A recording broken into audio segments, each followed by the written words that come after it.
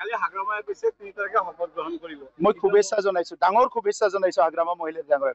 কিন্তু শপত গ্ৰহণ কৰিব নোৱাৰিলে যাতে কান্দি কান্দি ঘৰত শুই নাথাকে মই এইটোৱে অনুৰোধ কৰিছো।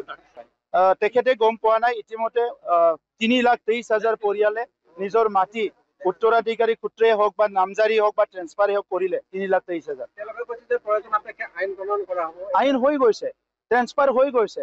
তেখেতসকলে চোৱা নাই, ইগনোৰ কৰে নহয় কাউন্সিলটো একো নাই বুলি ইগনোৰ কৰে। ৰাজনীতি লাগিলে কাউন্সিলত আহে, ৰাজনীতি নাগালে 6 শিডিউলটো বেয়া বুলি ভাবে। চব ইয়াত বেয়া কামে কৰে, বেয়াই হয় এনেকা বুলি ভাবে।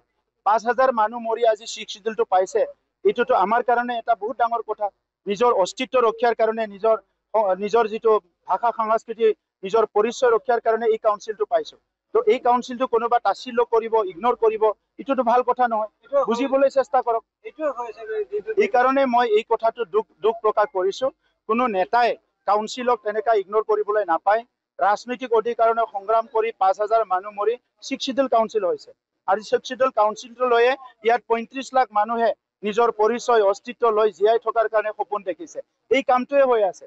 কোনোবা যদি ইয়াত আহি নিজৰ ৰাজনৈতিক স্বাৰ্থত 10টা কথা কৈ দিয়ে যিটো নেকি ইয়াৰ সমাজৰ কাৰণে ভাল নহয়, এইবিলাক ৰাজনীতি এটা ৰাস্তা হ'ব নালাগে। মুখ্যমন্ত্ৰীৰ ভাষণত সদায় পোনপটীয়াকৈ আপোনালোকে একো নকয়, ইতিবলৈ নাম নলয়, আপোনাৰ নাম নলয়, কিন্তু দুৰ্নীতিৰ প্ৰসংগ কিন্তু যি দলে 50 বছৰ হ'ল, যি দলে 60 বছৰ হ'ল, যি দলে 100 বছৰ হ'ল, তেখেতসকলৰ ইতিহাসটো গাবলৈ বহুত আছে।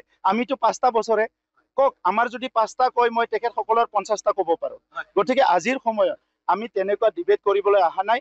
35 লাখ জনগণ আগুৱাই নিব লাগিব, 26টা জনগোষ্ঠী আগুৱাই নিব লাগিব, শান্তি প্ৰতিষ্ঠা কৰিব লাগিব, নিৰাপত্তা চবকত দিব লাগিব, সমন্বয় গঢ়িব লাগিব, আৰু বড়োলেণ্ডখন সদায় উত্তপ্ত কৰি ৰাখিব, হিংসাৰ অঞ্চল কৰি ৰাখিব, এইটোতো হ'ব নোৱাৰে।